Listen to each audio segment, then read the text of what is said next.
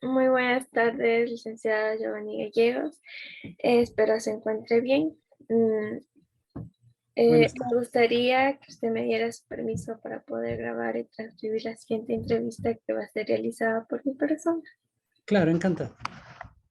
Mm, bueno, para comenzar me gustaría obtener unos datos en específico que me van a servir de mucho. Me gustaría que me ayude con su edad, 50 años.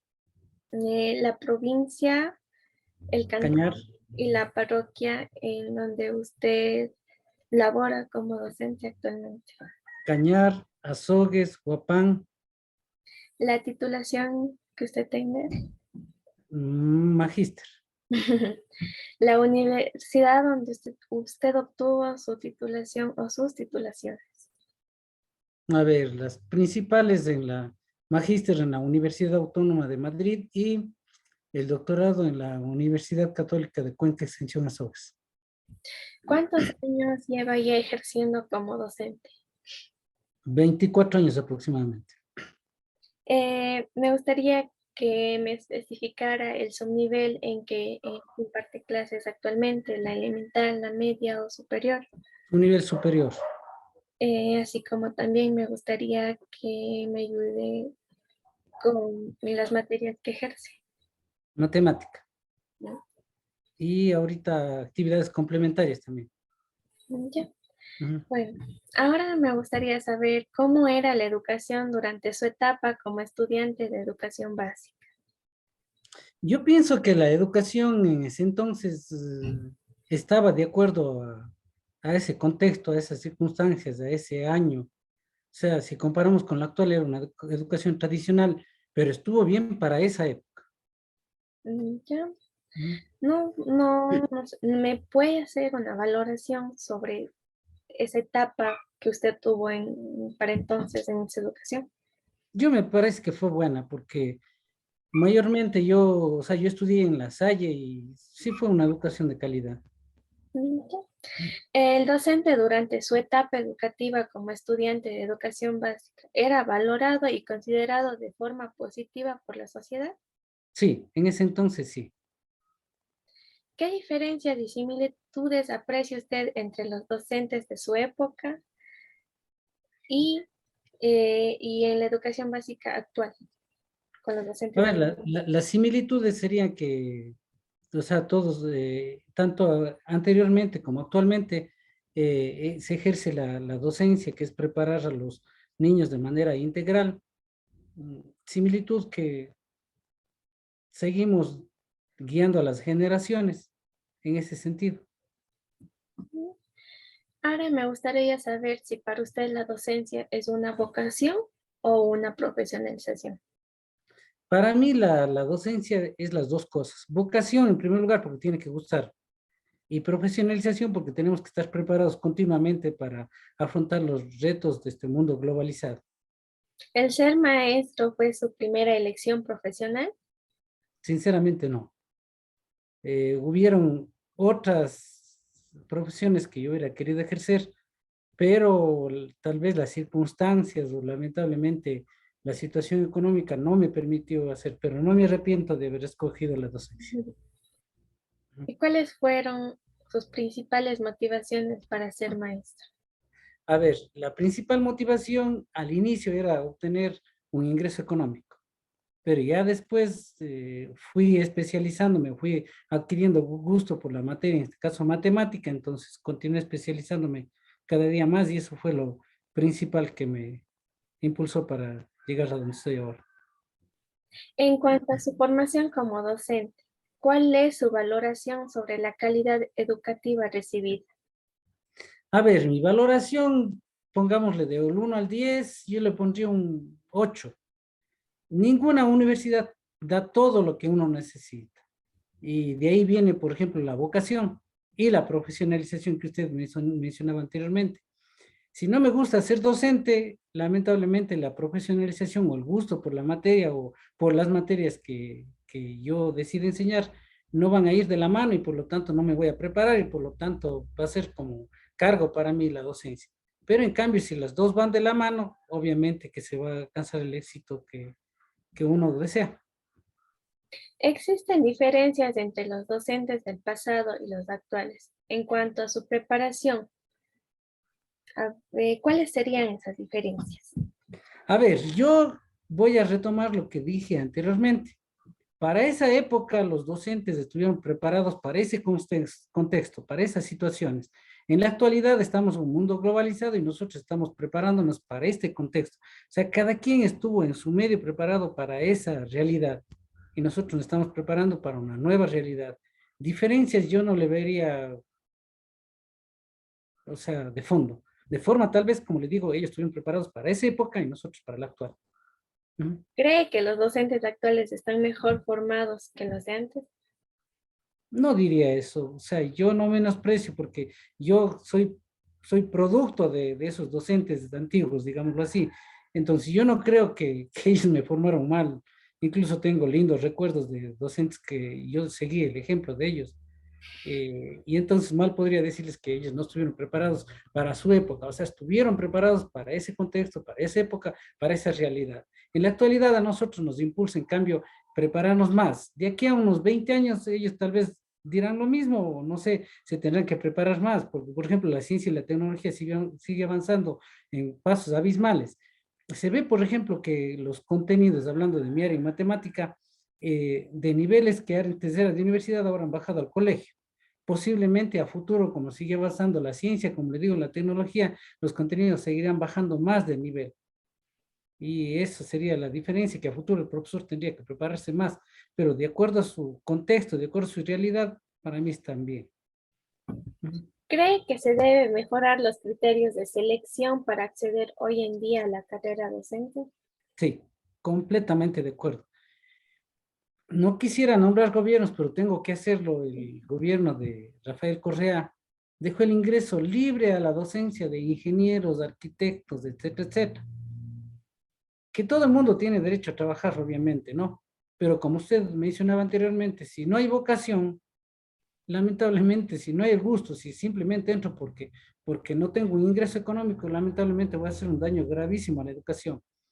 Habrá docentes que sepan mucho, por ejemplo, de matemáticas, perdón, ingenieros, arquitectos que sepan mucho de matemáticas, pero lamentablemente otra cosa es llegar al estudiante, enseñarle, y eso es muy diferente, o sea, de pedagogía no saben mucho y por lo tanto, hablando de manera general, sí están haciendo mucho daño a la docencia y sí se debería ser más rigurosos en el sentido de la selección que entren con títulos docentes.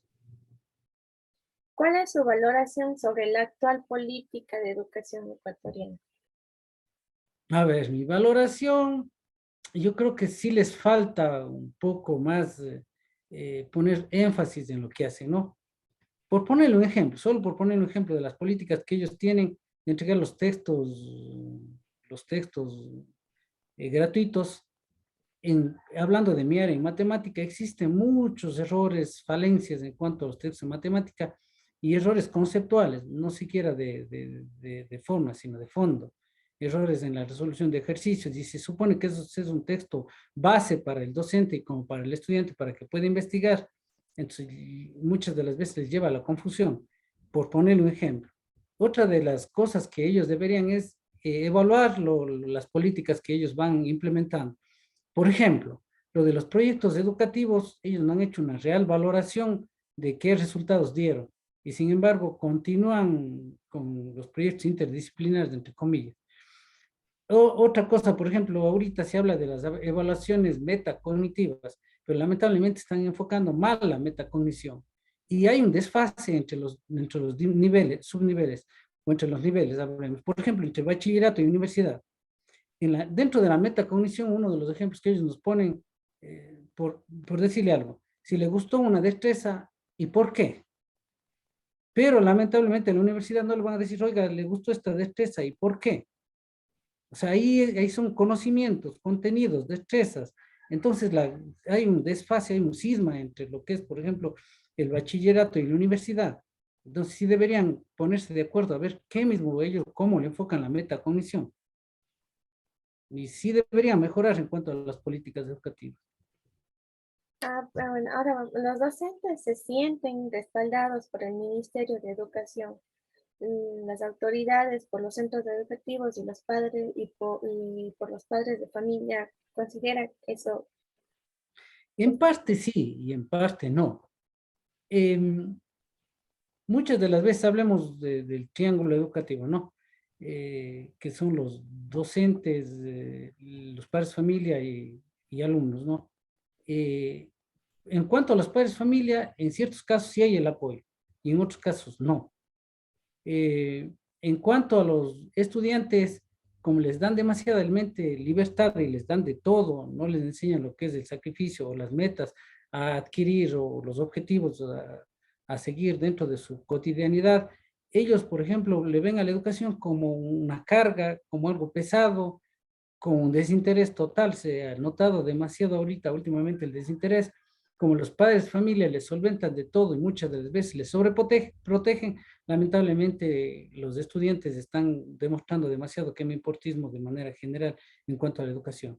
Hay excepciones, sí es verdad que hay excepciones, que hay estudiantes que verdaderamente ven en realidad sentido de la importancia de la educación para sus vidas, entonces ponen mucho más empeño.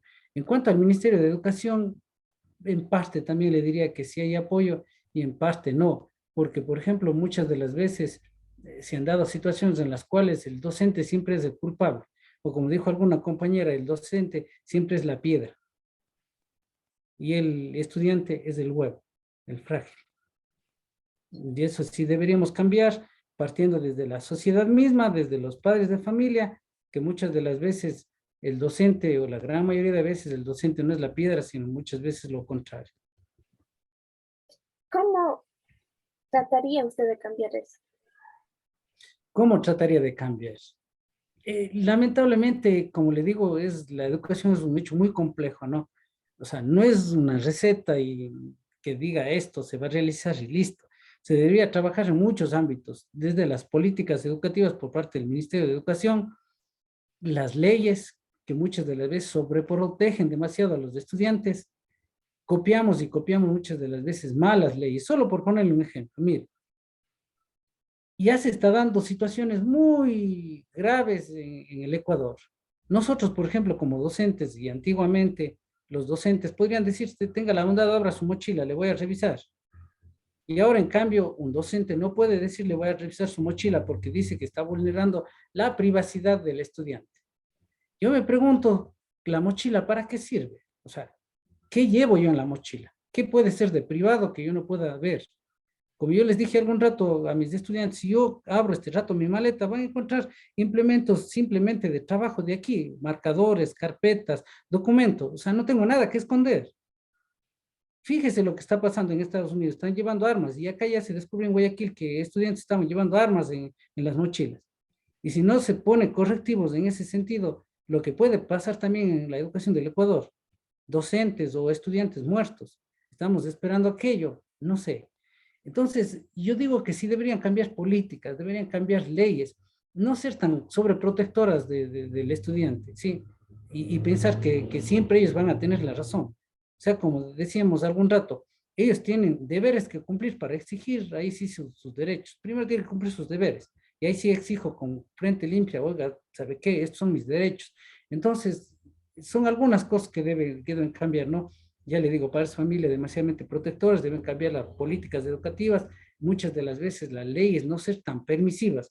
Fíjese lo que está pasando en la actualidad de la delincuencia en el Ecuador. Los de 17 años no son imputables, entonces pueden matar a diestra y siniestra y no pasa nada porque no son imputables, porque no se les puede juzgar como adultos. Eso debe cambiar. Sí, ellos ya son gente consciente, gente que ya tiene sus 17 años, se supone que deben ser conscientes de lo que hacen y asumir las consecuencias. En caso contrario, nos iremos al debate. Y debemos cambiar también los docentes en cierta medida en el hecho de que, por ejemplo, no debemos considerar a la docencia, como le dije anteriormente, como un hecho simplemente de tener un empleo, simplemente de que eso me sirve para subsistir, sino ahí viene también la conciencia de uno ser responsable en el sentido que debe de vengarse el sueldo que está ganando. Ahora, ¿cuáles son los principales problemas que afectan al ejercicio de la docencia en estos momentos? En estos momentos, principalmente, yo le veo uno de los más grandes es la sobreprotección de parte de los padres de familia. Les sobreprotegen demasiado. Ahora sí yo le haría una diferencia entre el padre de familia antiguo y el padre de familia actual. Cuando al padre de familia antiguo se le mandaba llamar al profesor por alguna falta que cometió el estudiante, iba molesto en contra del estudiante, o sea, en contra del hijo. Ahora es todo lo contrario. Manda a llamar al docente y llega más bien bravos en contra del profesor, que el profesor tiene la culpa. Entonces, hay demasiada sobreprotección, o sea, no de todos, obviamente, no hay como meter un solo costal a toditos, pero un gran porcentaje, un alto porcentaje sobreprotege demasiado a los estudiantes y piensan que darles cariño es socaparles las majaderías, socaparles la indisciplina, darles todo lo que ellos quieren y están muy equivocados en ese sentido. Deberían poner reglas claras para que ellos puedan desenvolverse y desarrollarse. Muchas de las veces ven a la institución educativa como una guardería, es decir, me libro de mi hijo para irles a dejar ahí, y eso no debe ser así. Eh, ¿Cuál cree usted que son las principales causas de esa pérdida de prestigio social del docente? Las principales causas, esa pregunta es buena. Bueno, verán, muchas de las veces, como yo le mencioné anteriormente, nos meten en un costal a todito los docentes y eso también no está bien. O sea, por decirle algo, solo vemos las cosas negativas y esa es la imagen que debemos cambiar tanto los docentes cuanto los padres de familia. Por decirle algo, ya, ven a un docente que llega atrasado, ya los docentes son ociosos, generalizan. Ven a un docente que de pronto, no sé, eh, llegó, o sea, no cumplió con su verdadera tarea de docente, ya generaliza. Por ejemplo, dicen el castigador, etcétera. Pues solo por ponerle un ejemplo, ¿no? Generalizan cosas negativas, por decirle algo. En, si esta noticia sale que un docente de pronto ha violado a un alumno, por ponerle un ejemplo, ¿no?